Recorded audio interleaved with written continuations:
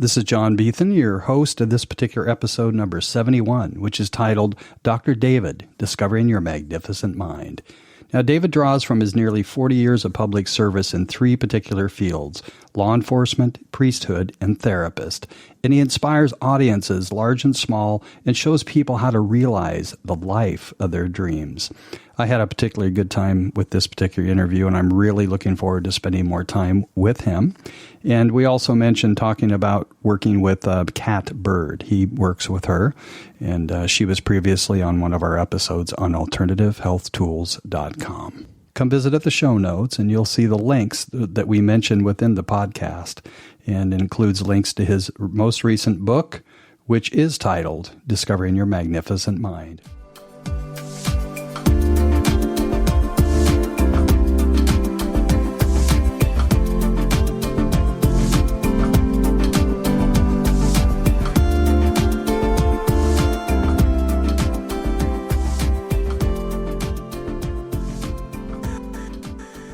Welcome, David. Thank you. It's a pleasure to be here. Yeah, it's great to have you here. And where are you living these days? Currently, as we speak, I'm in my office in Beverly Hills, California. Oh, very nice. Very, very nice. Well, somebody's got to be there. Yeah. Well, I think there's more than you there. A lot of people, yeah. I just was out getting some Starbucks between my last appointment and this session, and man, it'd take your life in your hands trying to cross some of these streets. But anyway, we made it. Oh, nice. So yeah, we got introduced from Kat Bird or Catherine Bird, and you came highly recommended, and I think we're about to find out why. Yeah, she is a fascinating person. We do work in other circles together, and I would both kill or die for her. So the fact that she is willing to recommend you, I'm glad to be here with you. Oh, that's nice. Well, hopefully you won't feel any pain during this interview. Yeah, that's great. So, how do most people know you? How are you mostly known? I mean, how would you say Kat experiences you and the work you do and the work you've done together? We both do very different types of human development work. I'm a certified and clinical hypnotherapist with a PhD in clinical psychology, who's done kind of the standard psychology gig for years until I discovered the power of hypnotherapy. She does lots of very exciting work in men's evolving and lots of more overtly spiritual, and I do more overtly clinical, at least in this work that I do here in Beverly Hills. But we're about the same thing. We're about helping people live the best life they can live. Yeah, that's awesome. Well, I was pretty excited when she basically put me in contact with you, because there was a period in my life where I studied NLP for like 6 years. And a big part of it was, the Milton Erickson model of hypnosis. And I discovered in all the training I did there that I have a tendency to come from that place when my language pattern has a tendency to be somewhat hypnotic. These aren't the droids you're looking for, kind of thing. So, and that happens to all of us. I think we are drawn to our healing modality or our transformational modalities based on what journey we've been involved in to begin with, because I too am certified in NLP, so I'm very familiar with that language. Yeah, awesome. How did you get into it? I mean, there must have been some sort of aha moment where you recognized the value in it. When I did my doctorate in clinical psychology 20 years ago, we had a smattering of a class about hypnotherapy. They said hypnosis has been used in the past with some effect, and maybe sometime you might want to read a book on it and let's move on, kind of thing. There's just some bias in kind of the traditional world around some of that. Now 20 years later, in practice with people, especially I do a lot of work with people who are recovering from addictions and abuse. I found that they have what we all have, a default setting. The default setting is a resistance pattern that even when the change is good, even when the change could be life-saving, even when the change is essential, they default to sex, drugs, and rock and roll, so to speak. Well, that's our generation, yeah. Yeah. So clinically we call it homeostasis. It's that old Greek word homeostasis that said that the return to the one. And the most physical example is when we get a fever. Our body works hard to break it, to return it to more or less 98.6, whatever our norm is. And so we have these same psychological processes that when we're trying to make a change, when we're trying to have a profound difference in our lives, that we have this homeostatic kind of principle kick in, and we try to get back to that, which even though it's destroying us, and we see this. I used to be a cop, and we used to see this with these domestic violence victims, women and men who are just brutalized by their partners, that they continue to opt to go back there, even though literally their life is at risk. And it's this pattern of default. It's this pattern of homeostasis and play, going back to what, even though seems crazy to everyone else in the world, it makes perfect sense at one level. And so traditional psychotherapy does a lot of work around trying to butt up against this wall of resistance by talking. And believe me, I talk all day long with people, so I get this, right? That by talking, you remove a brick to the wall of resistance, and then eventually you get to another brick and it gets pulled out, and then eventually the idea is that eventually enough bricks are pulled out that the entire thing crumbles. Well, with hypnotherapy being a behavioral subconscious behavioralist, what we've discovered, we just hop over that wall. We go right to the symptom and we disable the symptom. I use a lot of language around software and hardware, and all of these default settings that we protect ourselves with that keep us from changing are all software in downloads, and so we want to change that up. So that's what got me into it. Just frustrating that we're not seeing the kind of change. Matter of fact, in my book, in the preface, I talk a lot about what impelled me into all of this. It was, as a cop, I saw people who wanted to make change. I used to be an Episcopal priest before I retired. I saw people wanting to make change, but couldn't. And as a therapist, I couldn't see people wanting to make change. And so how do I do it? So for me, the way in is through the hypnotherapeutic model is what's really worked well for me. Awesome. So you're skilled in it. I have my idea about hypnosis, but I don't want to assume anything here. Because you're a professional, you obviously work in probably a high-profile industry, at least up there, and there's a lot of people that come to you, and it's really interesting. I really didn't think too much about it, but the other night I actually saw a thing with Dick Cavett interviewing and talking with Miles Davis, and Miles Davis talked at length about how he crushed his addiction, and it was about locking himself up in a cabin for 5 days, but You have a little more graceful methods, I'm sure. Well, yeah, I'm really fortunate that my office is part of a medical group here in Beverly Hills. It's a very unique medical group. It's 2 internal medicine doctors, a psychiatrist, a psychiatric nurse practitioner, and me. So I see a lot of their patients, plus my own outside clients, people that come to me from the internet or through word of mouth referrals. Right. Or through reading my books and those kinds of things. But the first session is always the same, whether it's an in-house referral or not. It depends on what the person presents for. In the United States, the number one reason somebody comes to a hypnotherapist is to stop smoking. The number 2 is to lose weight.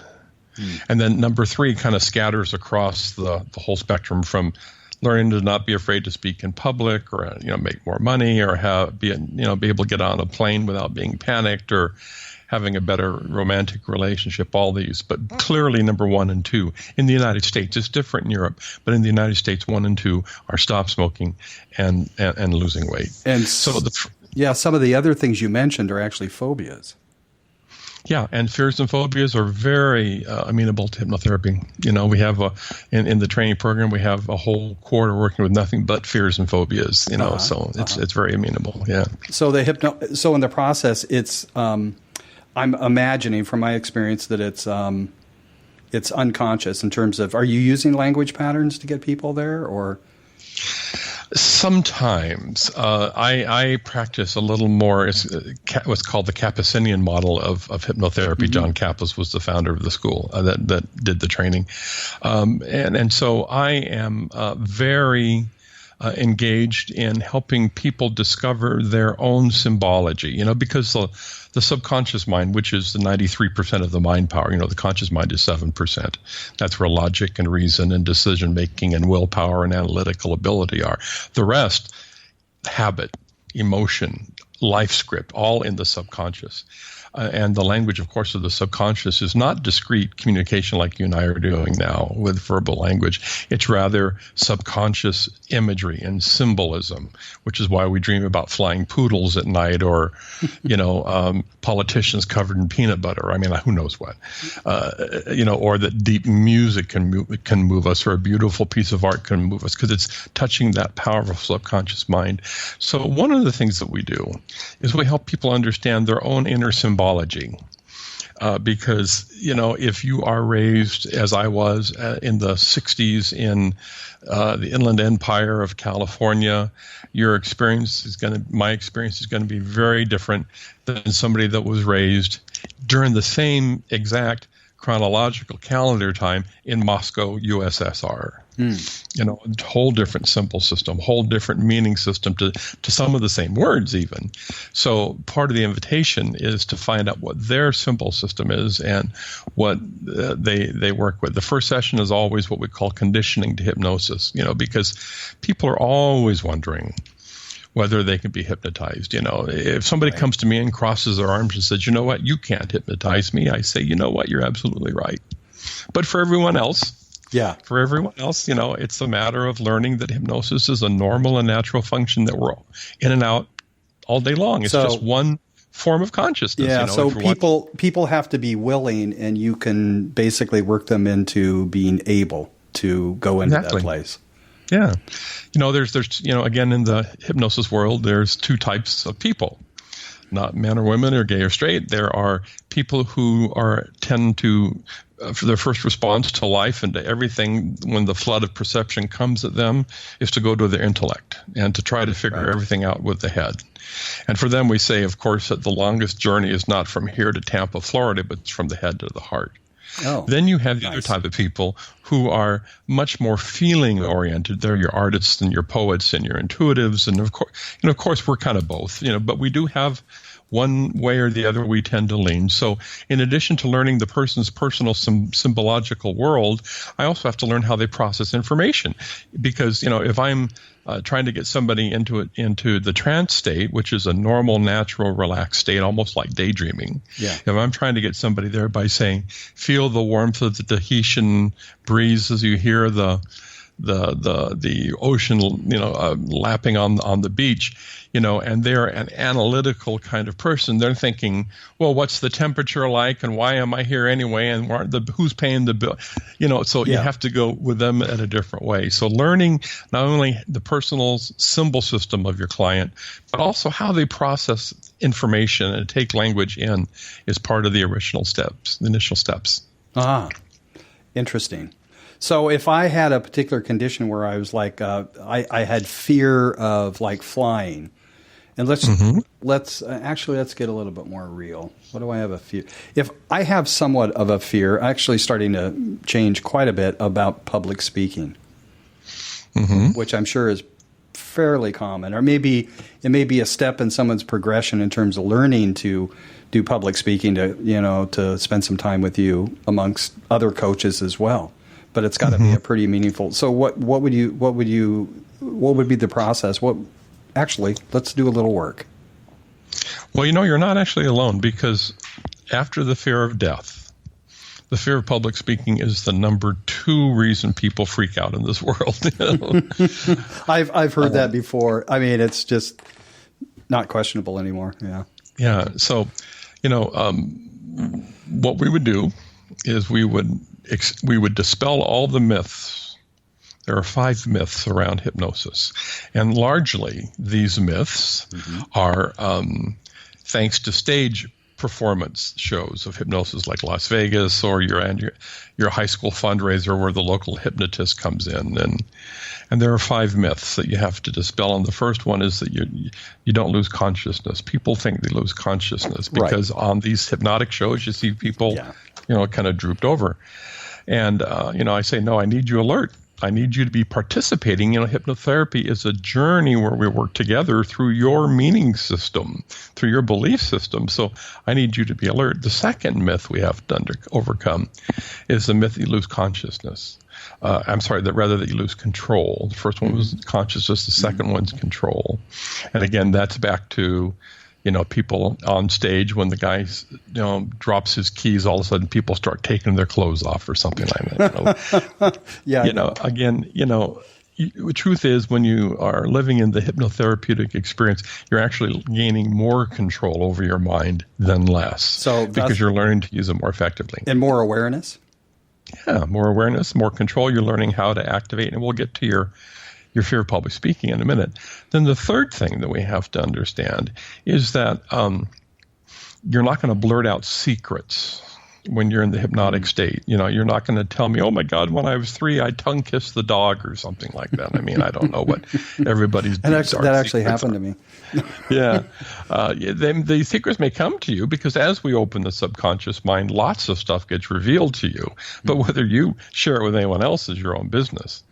The fourth myth we have to overcome is that somehow I'm going to be able to secretly program you to do something. So right now, say it's 5 after the hour, so that at the next hour, you're out front of your house, you hear a horn honk, and you start taking your clothes off, and you don't know why.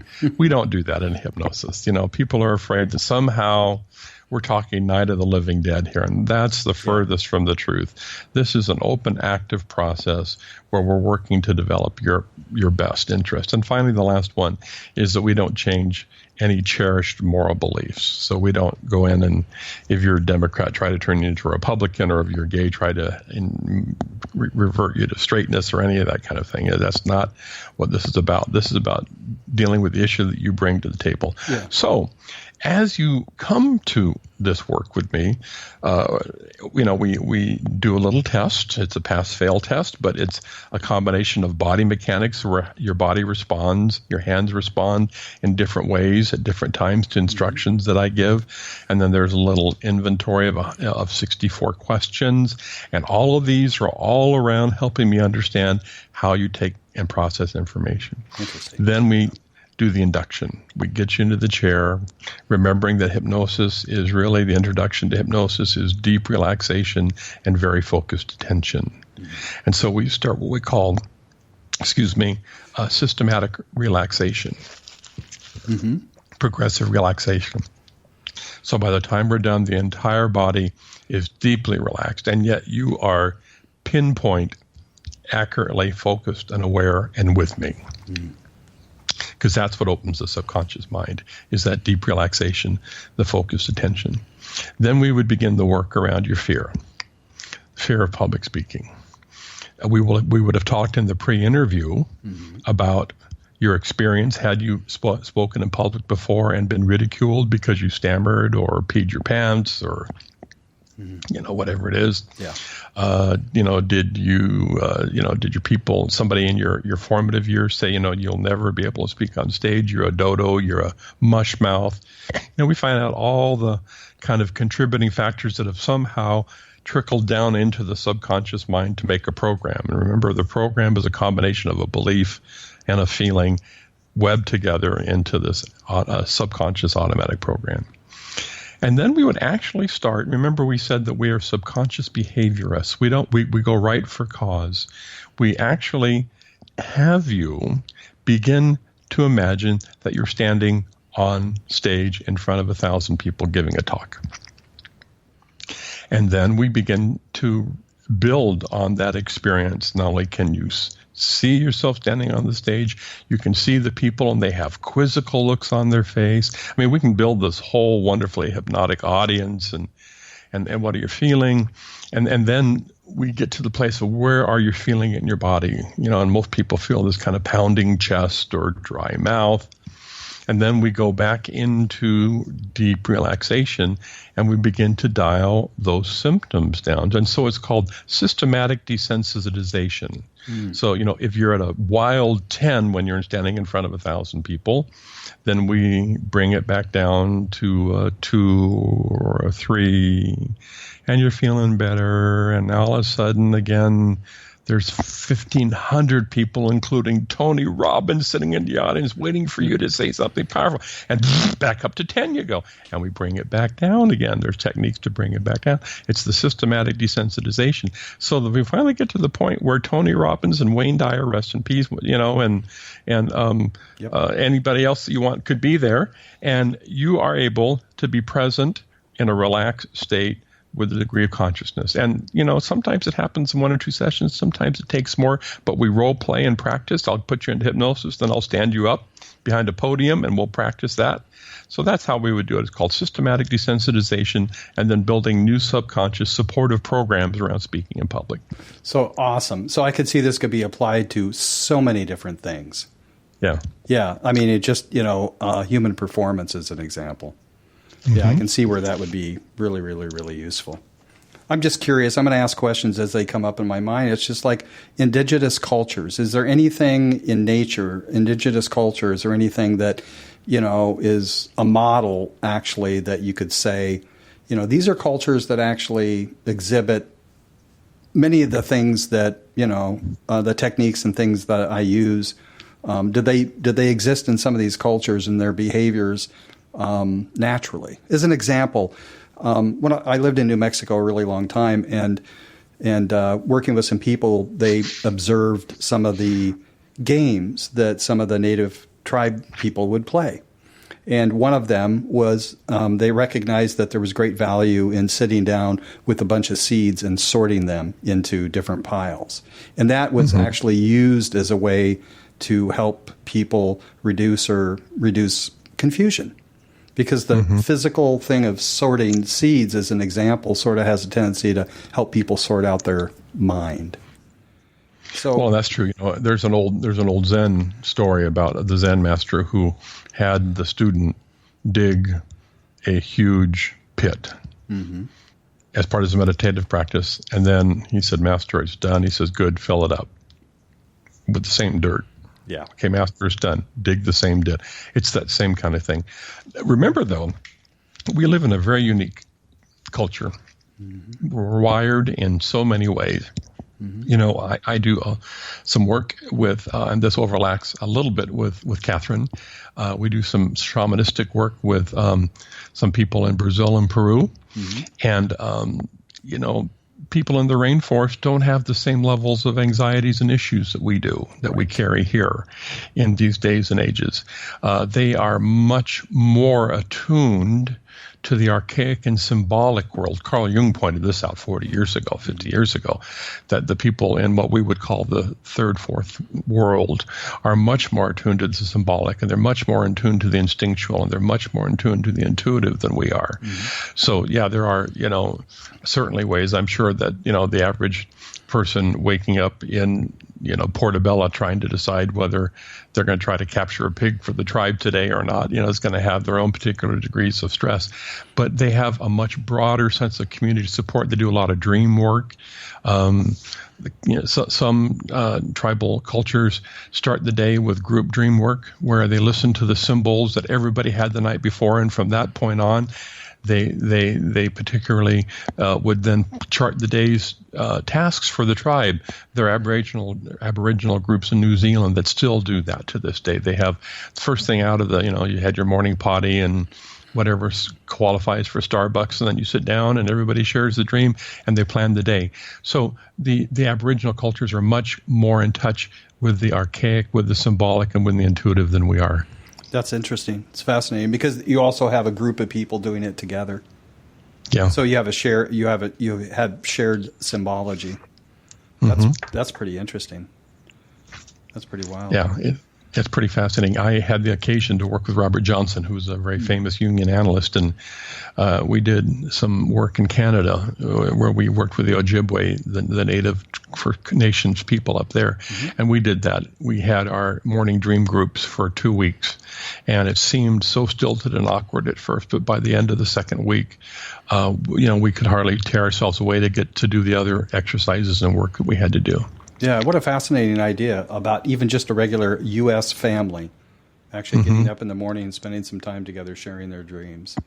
I mean, what a great metaphor for the kind of dreams that you might want to create for your family externally. Right, because again, there are some cultures that I'm thinking, of course, of who's the four agreements? Don Miguel Ruiz, the author of the Four Agreements. Yes, the Toltec culture says that we're all living in a dream all the time. Yes. This is all dream, so why not be a little more intentional about how to access it and change it? And I have heard that the Aboriginal tribes say that this is the dream, and when you sleep at night, that's the real time. Right, and that's one of the spiritual traditions that I practice, is that when your body rests, your spirit's off in the astral doing the work that it needs to do. Yeah. Erickson, speaking of our co-founder Erickson's here, or at least a connection, he said most people are walking around every day in trances of disempowerment. Our job is to get them out of those trances and get them into a trance of empowerment. So get them out of the dream of disempowerment and into the dream of empowerment. That's really great. No, that's really great. It seems to me like you go down a rabbit hole most people maybe not even aware of. If you're working with cat, I know that's happening. Yeah, you can't see it here, but I have my altar over there. I call it an altar, and I have my rattles and my drums and my wands and my crystals and my smoke and my candles, and they're with very particular types of clients. Yeah. We will do shamanistic work where we're engaging entities and past life regressions and engaging the personalities of past life regressions, and which would be very different than the person that comes down the hall from the doctor's office who needs help with pain reduction from opioid withdrawal. So it really requires a real palette of knowledge as well as a sensitivity, but obviously still what's the right thing to do. No, I know, and I see a drum on the wall too. Yeah, no, I know you can see I've got a drum, and there's my altar with all my stuff on it. Nice. So it's kind of hard to see, but yeah. Nice. But it's kind of funny. I did a lot of advertising. I said hypnosis after dark in Beverly Hills with Dr. James is very different. The staff is gone. The doctors are gone. They don't hear the drumming and the rattling and the sonic booms, and the life is changing. And exactly. So I really have tried to synthesize kind of this shamanic work that Kat and I do amongst the circle of people that we do it with more clinical hypnotherapy, and I'm having pretty good success. So, without mentioning names or anything else, can you talk a little bit about maybe some more challenging quote unquote cases you may have had, or ones that actually you grew a great deal from? Well, it's interesting that in my book I talk about the mind-body connection and mind-body medicine. I've just been appointed to the faculty of the University of Philosophical Research here in Los Angeles. I'm going to be an adjunct professor, and I'm going to teach a course in September in hypnosis, shamanism, and the search for consciousness in the 21st century. Yeah. But as a preliminary, I'm teaching a class, a one-day, 3-hour class on July 15th on medical hypnosis and the mind-body connection. Because the body is so receptive to hypnotherapy. There are studies after studies, in Europe, for example, and I'll get to personal cases in a minute. But in Europe, for example, they're doing brain surgery with no anesthesia, with hypnotherapy only as the anesthetic. Amazing. In America, it's very common to have people getting root canals done with the hypnotherapist sitting there whispering into their ear rather than having them be under anesthesia. And Harvard has done lots of work around broken bones that heal in a third of the time when somebody's having hypnotherapy in addition to traditional physical therapy. What is the structure of that? How does that work? Hate to interrupt you, sorry, but I always look at structures. It's just sort of part of what I do. So what's the structure of speeding up any kind of, recovery with hypnosis? Are you actually aiding the body? You are. Again, there's a wonderful book called Rituals of Healing, and it has lots of medically hypnotic scripts in it, but it talks about the fact that that you have your client in state, and you say, for example, that you now, as your heart is recovering from the open heart surgery, all of a sudden the blood is becoming so red and so deep and rich, and you can see healing jewels coming through, and they've found lots of that kind of symbol. I have a client who has ALS, which is a very debilitating nerve denigrating disease. This client came to me because they were very depressed, as you might imagine, in a wheelchair. And I said, I would love to work with you because depression and hypnotherapy very often go hand in glove as to bringing relief. And I said, how about if we play a little bit too? Like, can we play with your symptoms and see? And fortunately, this client was open enough to, having heard a talk that I'd given on the mind-body connection, to agree. And like I said, so she came to me in a wheelchair, couldn't even stand up. 4 months later, she is using a walker now. And our goal next month is to have her with a cane. So she's actually reversing the symptoms of ALS using the power of her mind. So I believe it. So those kinds of cases challenge me because it's really kind of put up or shut up. Now you got to walk it for sure. Yeah, even though, of course, it really is, the mind and the capacity of the person that's the patient. But, another one that's always kind of a hot button issue is when men come to me with erectile dysfunction issues. Because unless there is a physiological issue like, nerve damage from a prostate surgery or a high blood pressure medicine, that if it's anything else, ED is very, very amenable to hypnotherapy. Well, again, if, after a session or two, if, somebody's not standing at attention, then there's a lot of pressure on the hypnotherapist to find out what's going on. So, anytime that, people put their life in your hands and are asking for significant change, on the one hand, I had one client who is a very well-known songwriter here in Hollywood.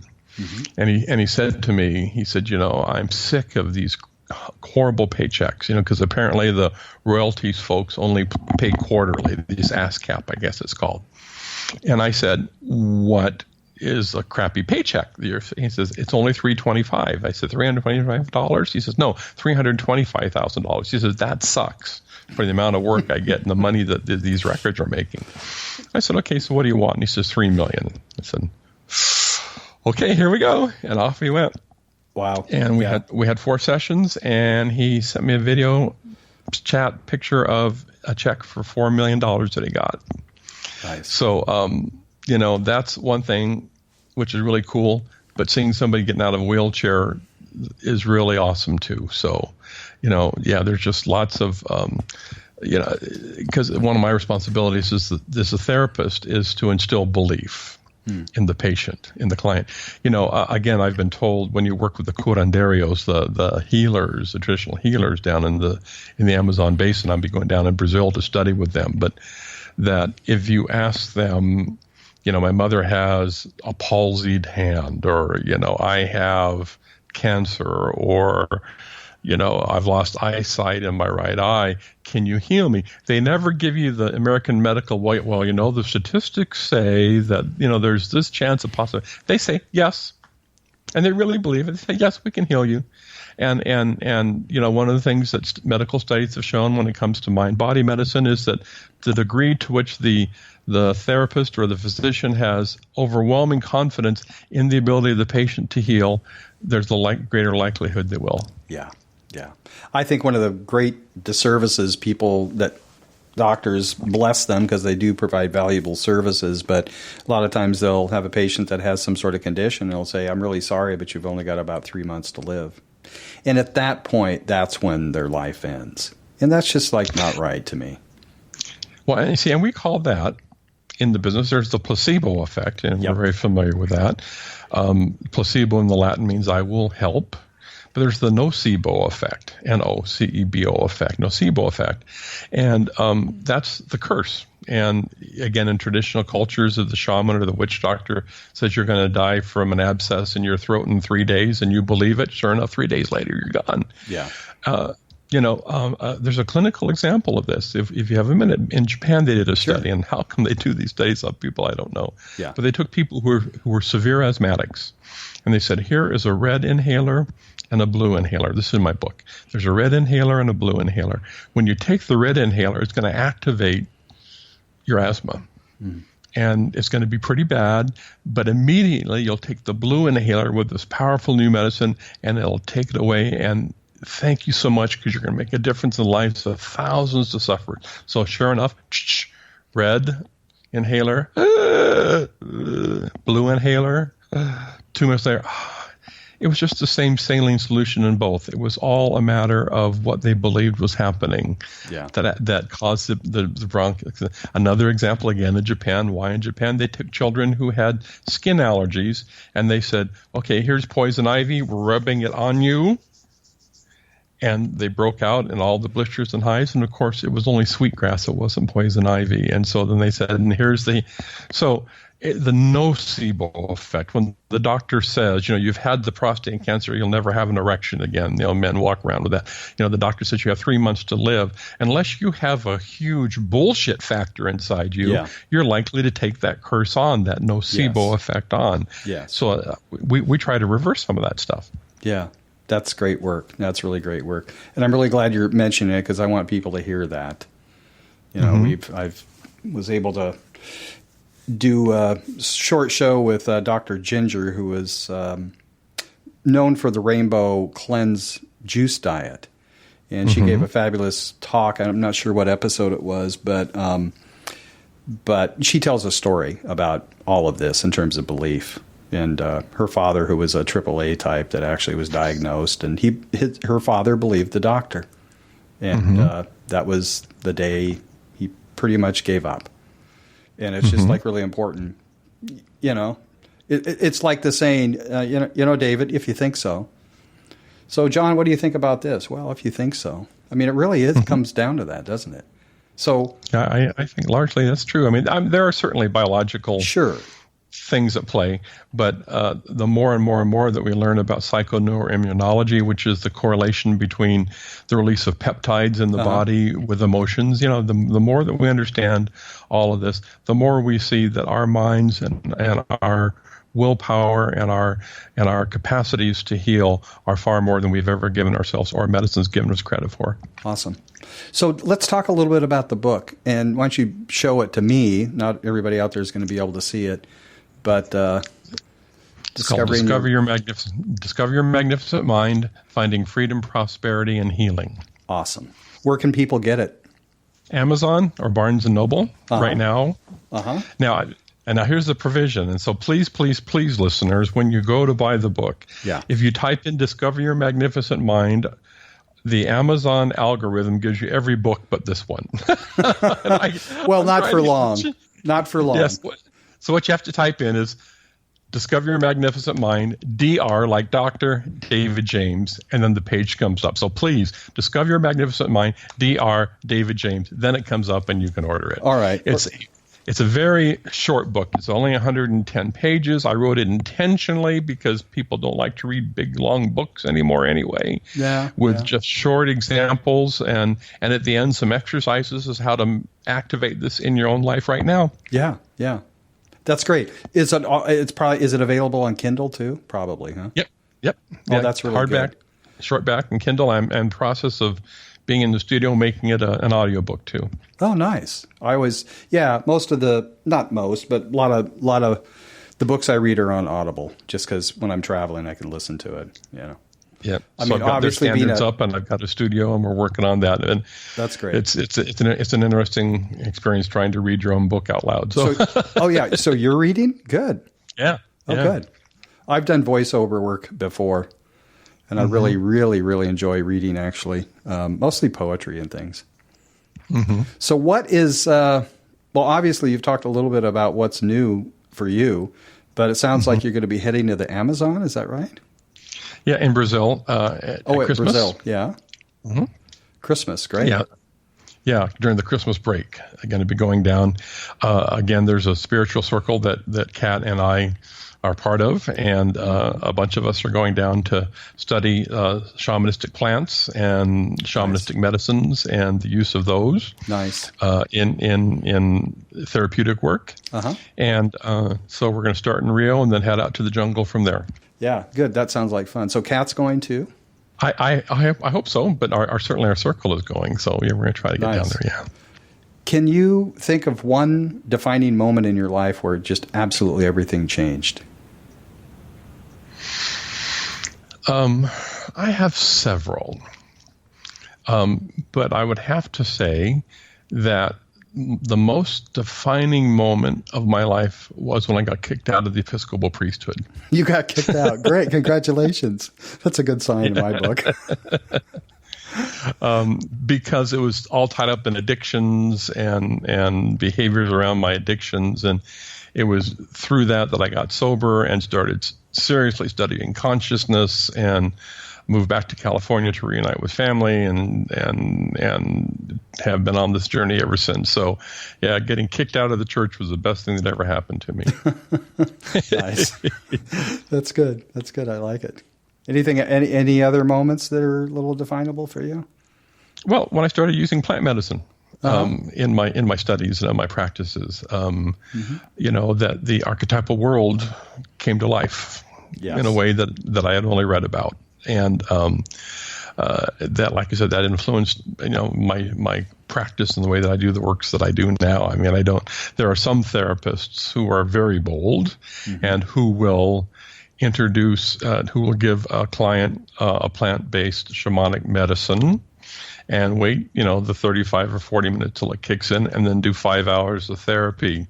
Because with all the boundaries that have been dissolved, you go deep and hard, and I'm not there.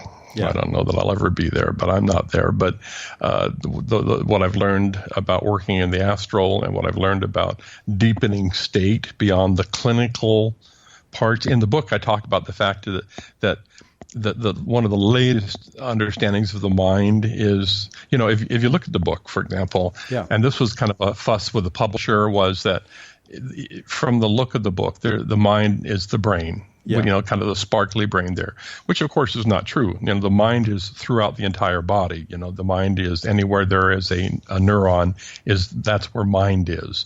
That the brain is a biological vehicle so that mind can work. So some people say the mind is the brain at work, for example. Okay, so let's talk a little deeper about that, or just explain that, only because it's actually not a concept I've really thought of much of.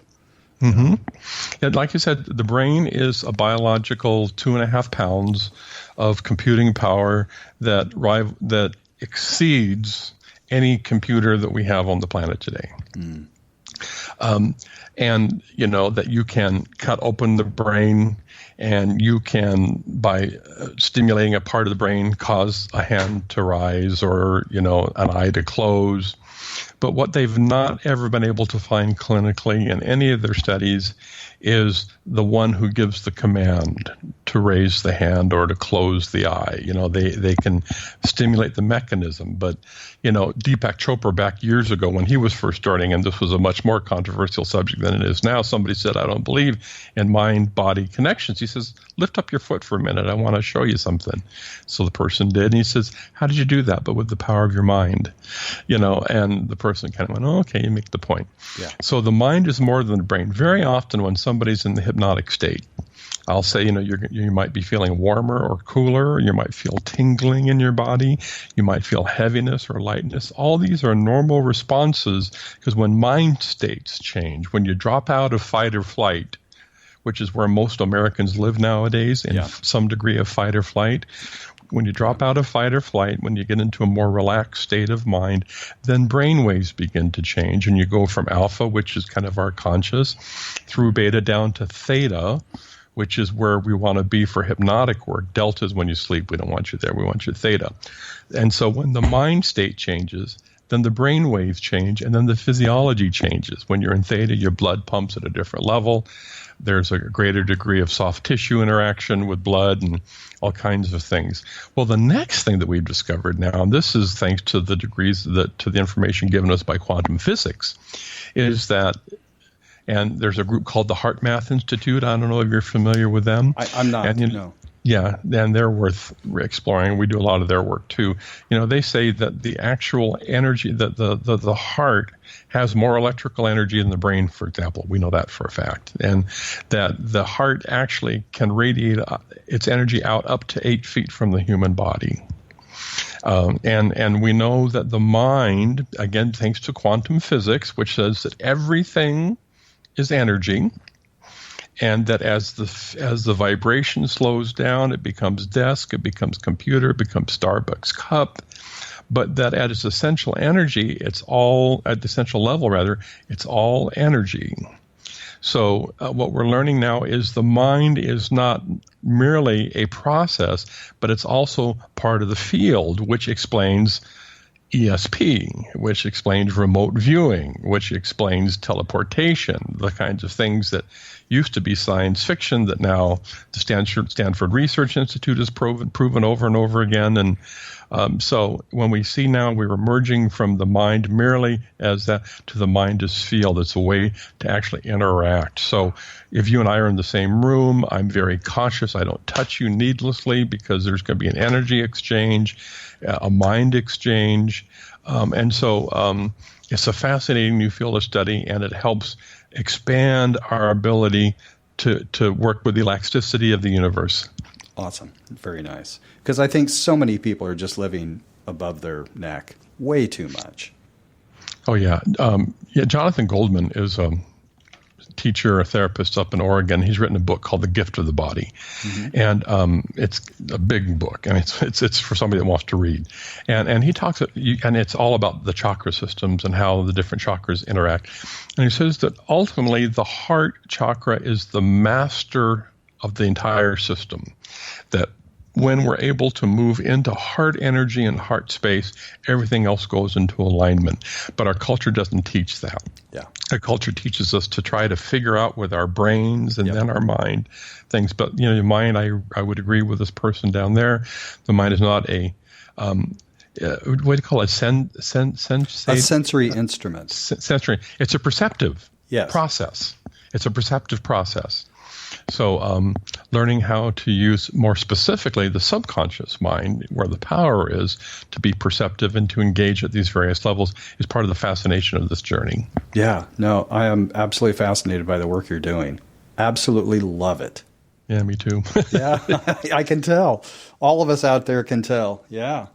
So if there was just one little health tip or something that would enhance someone's life, and you were going to tell the world the one thing that people you think need to know or practice or whatever, what would that be? Relax. Relax. Relax. When we are anxious, cortisol, adrenaline, just coursing through our bodies, you might as well open up your central nervous system and pour a gallon of Starbucks super duper coffee through you. But because when we get into fight or flight, that the blood goes to the limbs because we're getting ready to run or to hit something, our vision focuses, our heart rate increases. There's no creativity in fight or flight. And so much of America lives in fight or flight. My next iteration of a business card is going to have a motto. Currently, I don't. But it's going to be whatever the mind creates, it can recreate. Mm-hmm. Whatever the mind creates, it can recreate. But I would even reduce it down to one word: relax. Find a way every day to dial down. Yeah, and we're not talking about wine or beer or alcohol in general. Conscious relaxation, breathing meditation, yoga, sitting in a chair and taking 10 deep breaths. Just find a way to dial down. What do people do in Los Angeles to dial down, given the intensity of the energy? Mm-hmm. Well, in an unhealthy way, at least in my opinion. Yeah. There's lots of sex, drugs, and rock and roll going on. There's lots of overspending. Mm-hmm. over consumer spending. Rodeo Drive's 2 blocks from here. Mm-hmm. Lots of Bentleys and Rolls driving around, and I say all this with no judgment to the people who do these things, but we either stimulate or anesthetize, one of the two. When we're in an unhealthy place. Yeah. Stimulation would be sex. Some people become, and don't come at me with pitchforks and flames here, but some people become exercise addicts, fitness addicts, and fitness has an incredible place in the well-being of the human body, but they like any substance or process, you can become addicted to anything. So they stimulate or they narcotize. Healthy ways in LA, lots of hikes, there's lots of parks, there is lots of yoga, there's meditation groups, there are self-improvement programs, but you really have to have a little bit of counterculturalness about you to be willing to do that, because the culture is so oriented towards using Terence McKenna's language, the machinery of production and consumption. Yeah. Interesting. Yeah. Anything else you want to talk about? Cover? No, I hope they buy my book because it's a good read and it'd be very helpful. I work by people around the world. I have clients in Dubai and London right now, and one in Paris, and I do it by Skype or Zoom. Uh-huh. You're introducing me to a new platform, so hypnotherapy is doable. Yes. With some folks, it doesn't work with everybody at a distance, but I have great success with that. Or if somebody would just like to talk a little bit more, I'd be glad to do that too. And what is the best way to get in touch with you? Well, my website is davidjameshypnosis.com. Mm-hmm. One word, davidjameshypnosis.com. My email is davidjameshypnosis@gmail.com. Uh-huh. And those would be the ways. All right. Awesome. Well, David, I really want to thank you. This has been just great for me. And I'll follow up with you and exchange some notes about helping you get out there even a little bit further. Thank you. Yourself available. I had a wonderful time. Yeah. So let's make sure that we catch up after the trip that you're going to be taking. I'd love to hear about the experience. Yeah, assuming I come back. Oh, is that a possibility? Of course it is. I guess anything's possible, yeah. All right. Well, thanks again. Take care. All right. Thank you. Yep. Bye-bye.